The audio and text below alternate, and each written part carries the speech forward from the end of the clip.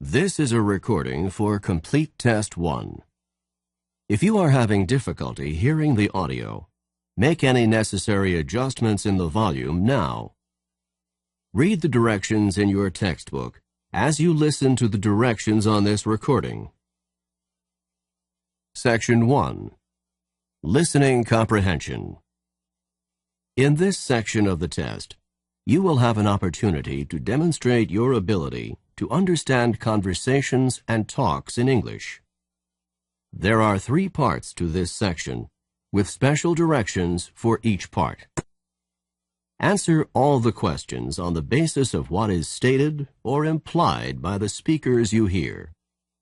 Do not take notes or write in your test book at any time. Do not turn the pages until you are told to do so. Part A. Directions. In Part A, you will hear short conversations between 2 people.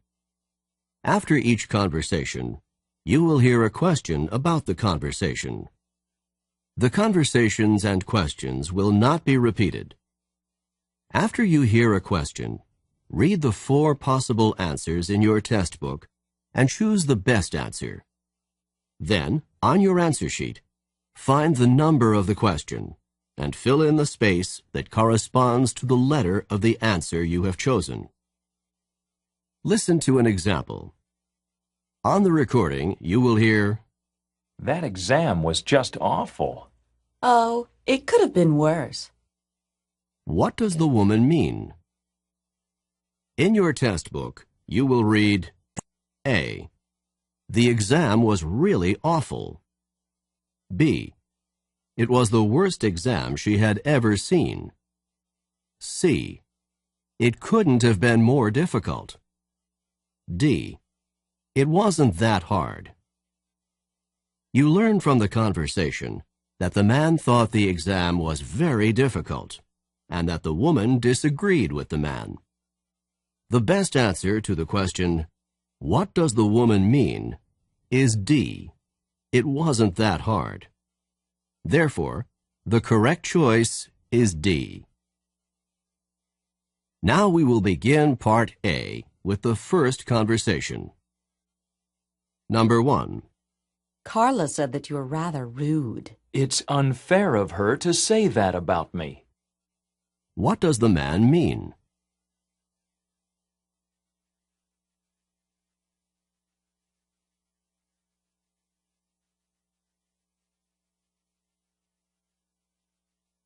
Number 2. I don't think this painting is very good. It's better than the first one, isn't it? What does the woman say about the painting?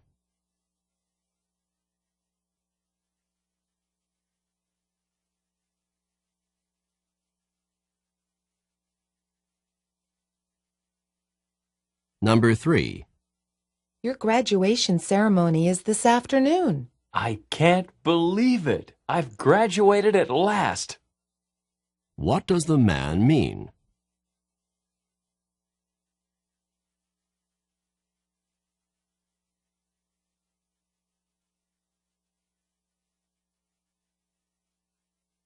Number 4.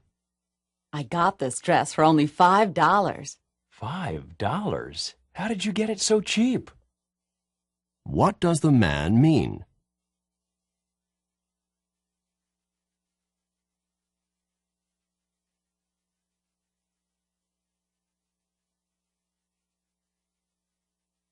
Number 5.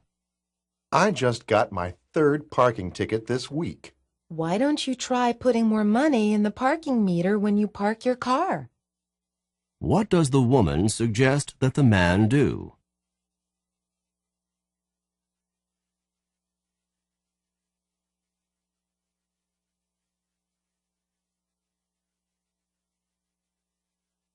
Number 6. Were you able to get hold of the book that you wanted? I couldn't. At the bookstore, they told me that it wasn't available yet. What does the man mean?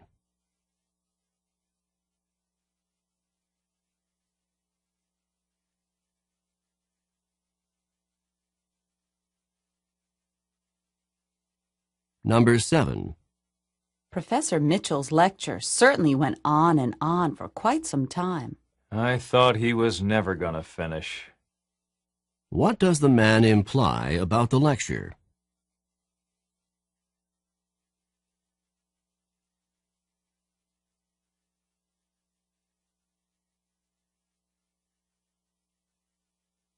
Number 8. You don't have the notes from yesterday's physics class? No, I don't. Do you think I could borrow yours? What does the woman mean?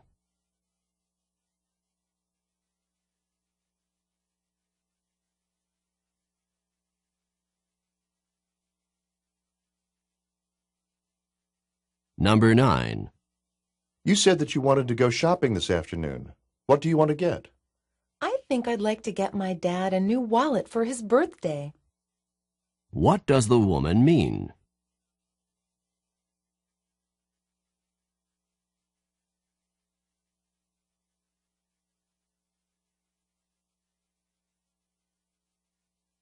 Number 10. You didn't go into the pool, even for a quick dip? I put my big toe in and decided that the water was too cold for me. What does the man mean?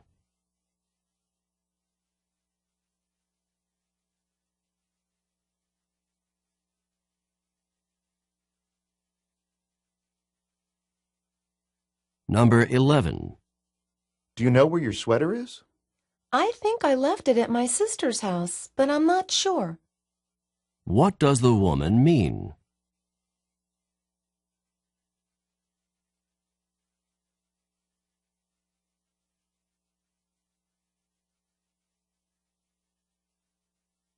Number 12. I need for you to work on these new accounting reports. But I scarcely have time to finish the ones I already have. What does the woman imply?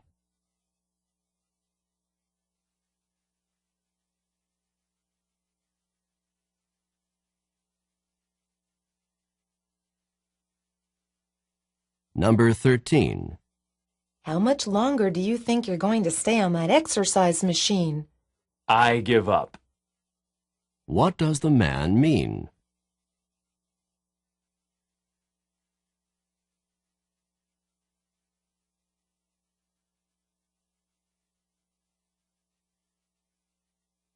Number 14.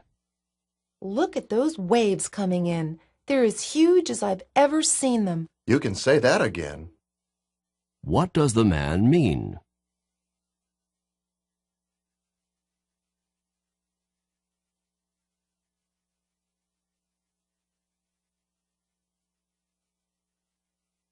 Number 15. Are you ready for the political science exam today?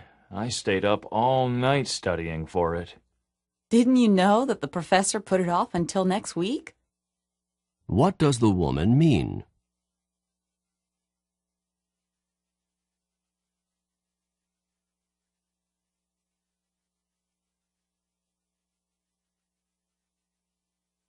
Go on to the next page.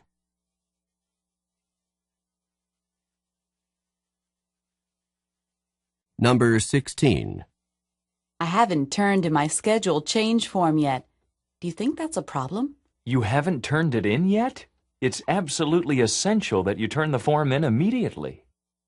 What does the man mean?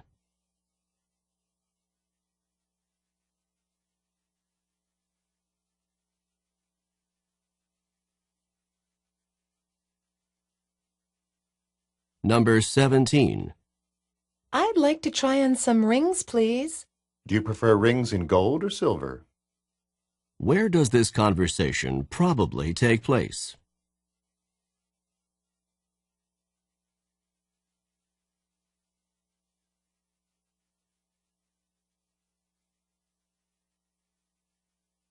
Number 18.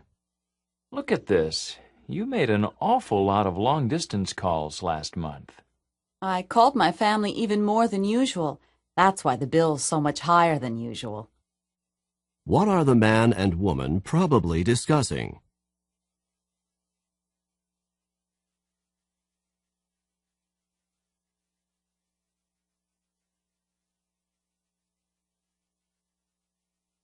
Number 19. What do you think of your new boss? I couldn't be more impressed with him. What does the woman mean?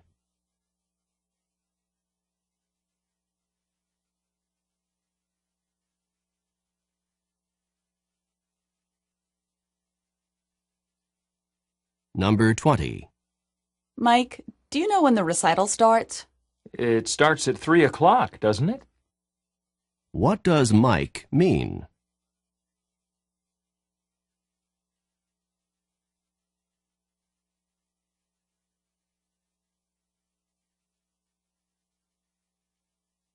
Number 21.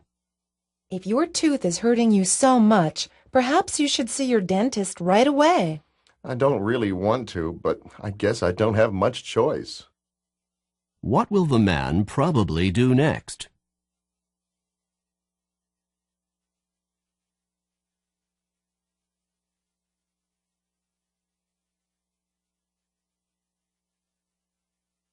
Number 22. I need to buy some stamps. Then you'd better get to the post office quickly because it closes at 5 o'clock. What can be inferred from the conversation?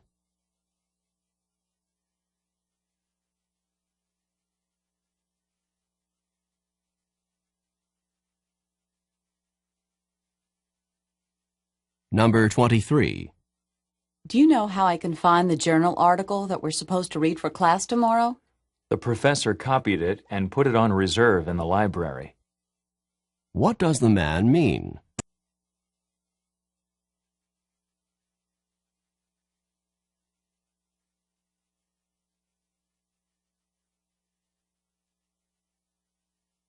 Number 24. I really think you should try to be a little more calm. If I were any calmer, I'd be asleep. What does the man mean?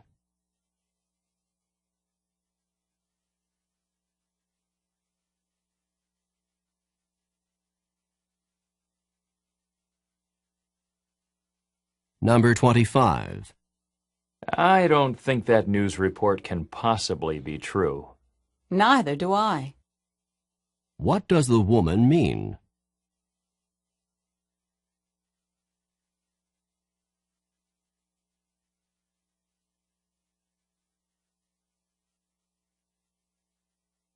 Number 26.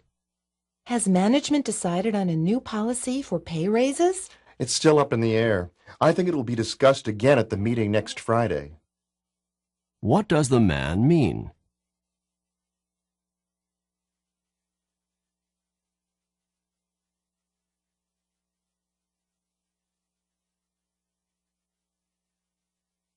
Number 27. I can't believe it's snowing today. It wasn't exactly unexpected. What does the man mean?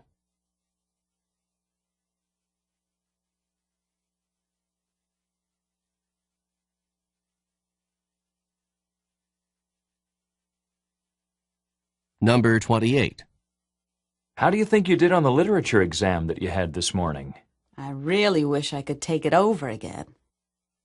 What does the woman imply?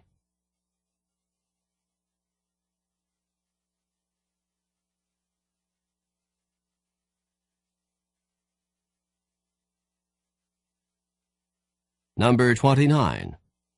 You didn't have to wait outside. You could have just opened the door and walked right in. So the door was not locked. What had the man assumed?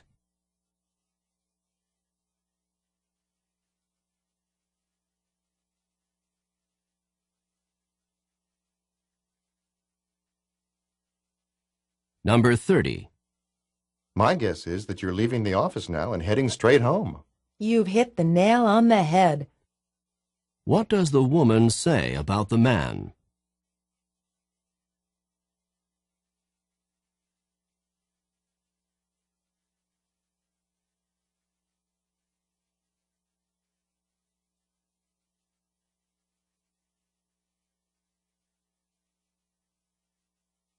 This is the end of Part A. Go on to the next page.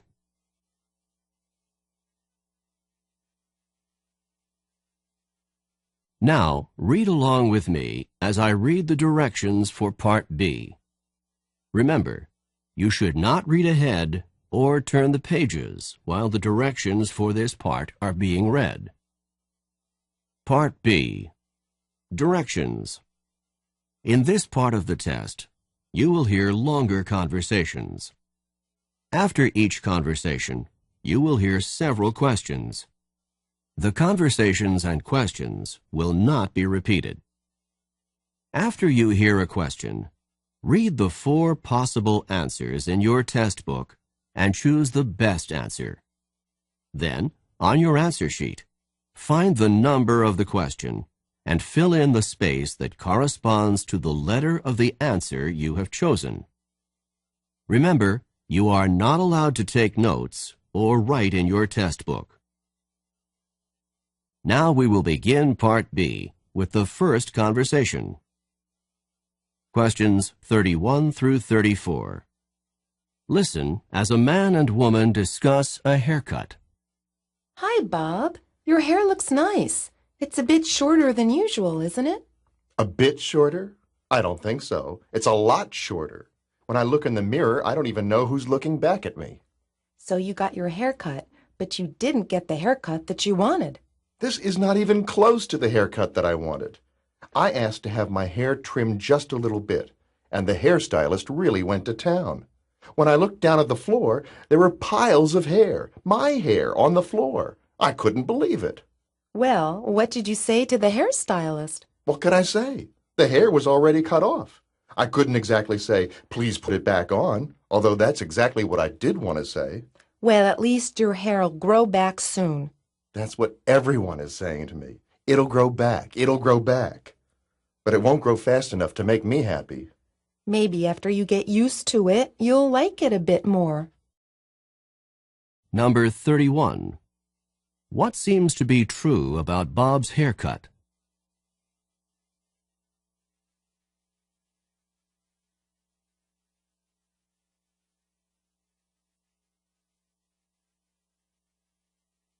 Number 32. How does Bob seem to feel about his haircut?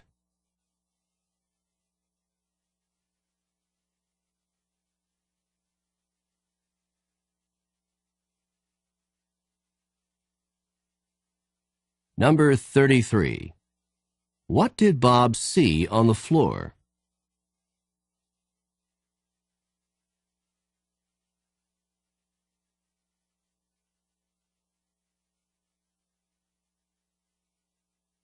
Number 34.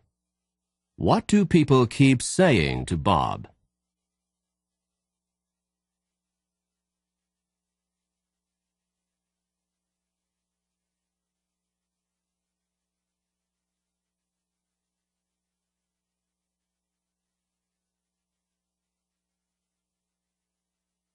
Questions 35 through 38. Listen to a conversation about a man's great-grandmother. I talked to my great-grandmother on the phone this morning. Your great-grandmother? Do you talk with her often? I try to call her at least once a week. She's a really wonderful woman, and she's over 85 years old. I enjoy talking to her because she's so understanding and because she gives me good advice. What advice did she have for you today? She told me to be careful because a big storm is coming. She said that a big storm is coming? Is she a weather forecaster? Not exactly. She says that she can feel it in her bones when a storm is coming. I know it sounds funny, but when she feels it in her bones that a storm is coming, she's usually right. That's not actually so funny. When people get older, the tissue around their joints can become stiff and swollen. Just before a storm, the air pressure often drops, and this drop in air pressure can cause additional pressure and pain in swollen joints. So when your great-grandmother tells you she thinks a storm is coming, she probably has some aching in her joints from the decreasing air pressure. Then I had better pay more attention to my great-grandmother's weather forecasts. Number 35. How often does the man usually talk to his great-grandmother?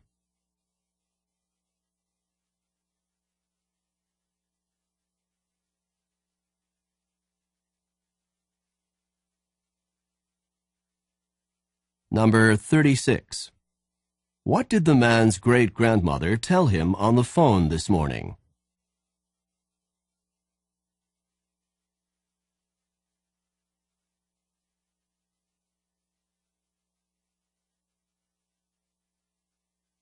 Number 37.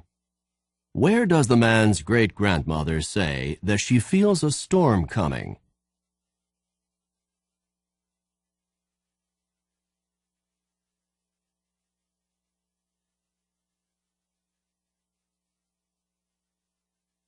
Number 38. What will the man probably do in the future?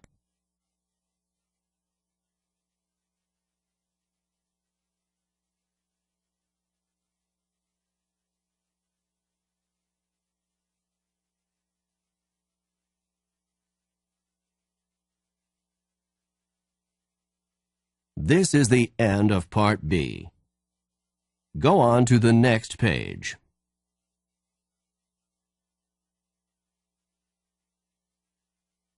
Now, read along with me as I read the directions for Part C. Remember, you should not read ahead or turn the pages while the directions for this part are being read. Part C. Directions. In this part of the test, you will hear several talks. After each talk, you will hear some questions. The talks and questions will not be repeated. After you hear a question, read the 4 possible answers in your test book and choose the best answer. Then, on your answer sheet, find the number of the question and fill in the space that corresponds to the letter of the answer you have chosen. Here is an example. On the recording, you will hear, listen to an instructor talk to his class about painting. Artist Grant Wood was a guiding force in the school of painting known as American Regionalist, a style reflecting the distinctive characteristics of art from rural areas of the United States.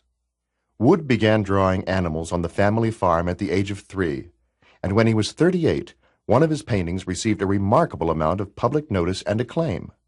This painting, called American Gothic, is a starkly simple depiction of a serious couple staring directly out at the viewer.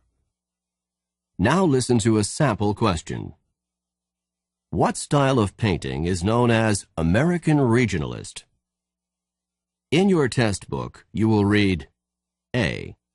Art from America's inner cities. B. Art from the central region of the U.S. C. Art from various urban areas in the U.S. D. Art from rural sections of America. The best answer to the question, what style of painting is known as American Regionalist, is D. Art from rural sections of America. Therefore, the correct choice is D. Now, listen to another sample question. What is the name of Wood's most successful painting? In your test book, you will read A. American Regionalist. B. The Family Farm in Iowa. C. American Gothic. D. A Serious Couple. The best answer to the question, what is the name of Wood's most successful painting, is C. American Gothic. Therefore, the correct choice is C. Remember, you are not allowed to take notes or write in your test book. Now we will begin Part C with the first talk. Questions 39 through 42. Listen to a talk by a tour guide in the Everglades National Park. Today we're going to be taking a tram tour through part of the Everglades National Park. Quite probably we'll be seeing a number of crocodiles sunning themselves by the side of the water or poking their heads up through the water. Needless to say, we will not be getting off the tram at any time until we leave the area because of the danger posed by the crocodiles. By the way, you've probably heard of the expression crying crocodile tears. It is common to say that someone is crying crocodile tears when he or she is pretending to be sad or full of regret. Crocodiles always appear to have tears in their eyes, but they are not crying because of sadness or even pretended sadness. Instead, a crocodile uses its tear ducts to get rid of extra salt from its body. A crocodile does not sweat the same way that humans do and must get rid of extra salt through tears. So if you see a crying crocodile, do not think that it's feeling sad. It is basically sweating through its eyes. Look, over there on the right. There are two large crocodiles on the water's edge, right next to the fallen trees. You can get out your cameras and take pictures from here on the tram, but no, you cannot get off the tram to get any closer. Number 39. Where does this talk take place?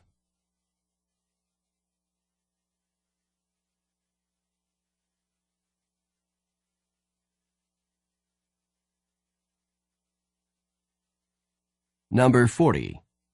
What does the expression crying crocodile tears mean when it is used to describe humans?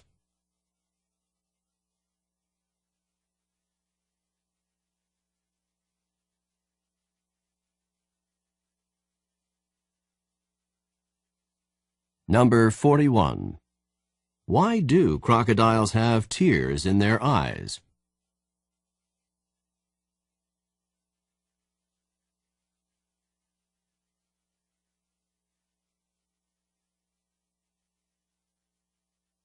Number 42. What does the tour guide recommend?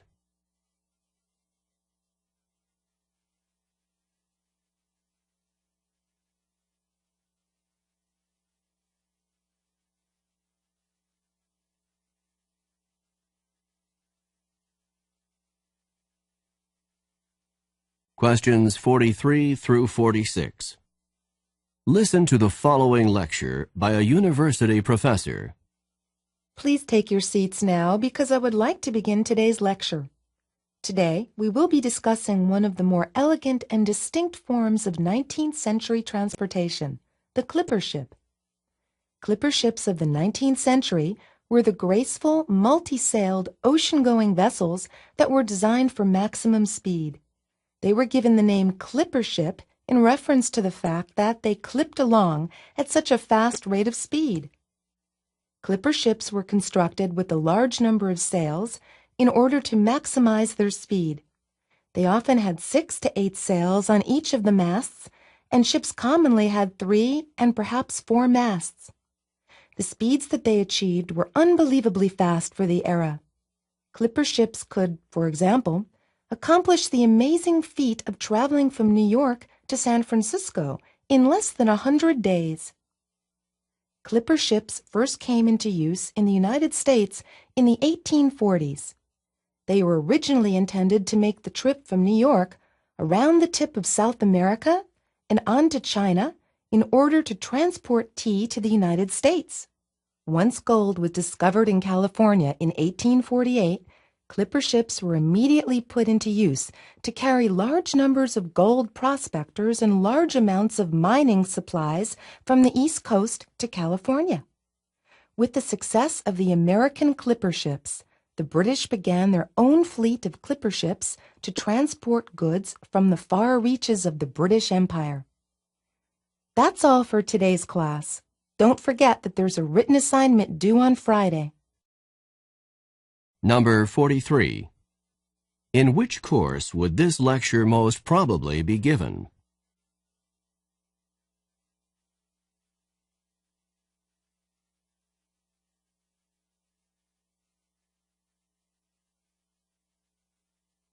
Number 44.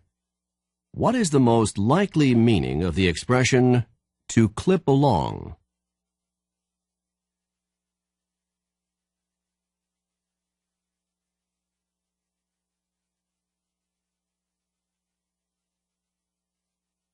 Number 45. What were clipper ships first used for in the United States?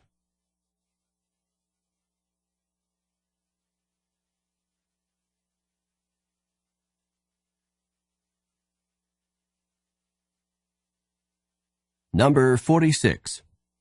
What does the professor remind the students about?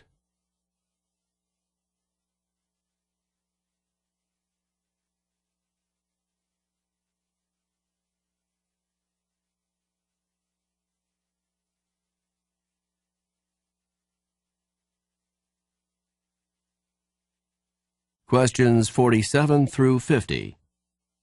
Listen to the following talk by a drama coach to a group of actors.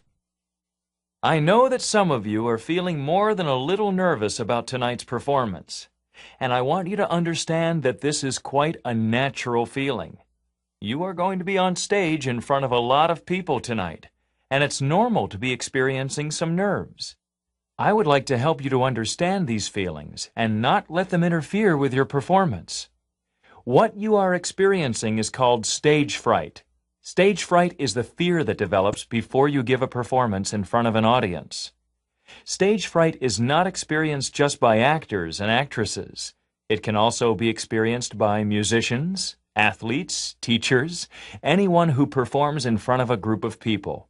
It occurs before a performance when a performer is concerned about looking foolish in front of others. Just before tonight's performance, if you're feeling a bit tense, if your knees are shaking, if your stomach has butterflies in it, and if you are thinking about how bad your performance could be, then you have a major case of stage fright. To control stage fright, you can work to control both the physical reactions and the negative thoughts. To combat the physical reactions, you can try techniques such as deep breathing, muscle relaxation, or even just laughing to relieve some of the pressure. To combat the negative thoughts, you should force yourself to focus on what you have to do, rather than on what other people are going to think. That's all I have to say for now. I'll see you back here at 6 o'clock, because the performance starts at 8 o'clock. Just remember that if you begin to feel at all nervous, try some deep breathing to relax, and focus your thoughts on the performance that you are about to give. See you this evening. Number 47. Who would probably not experience stage fright in their work?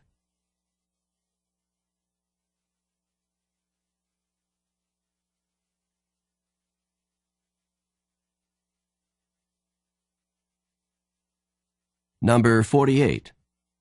What physical reaction might someone who is experiencing stage fright commonly have?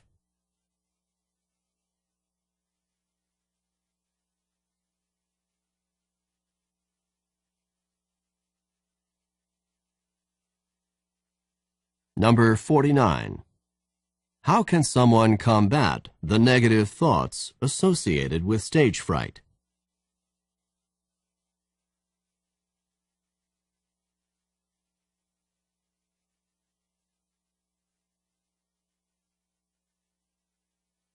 Number 50. When should the actors arrive at the theater?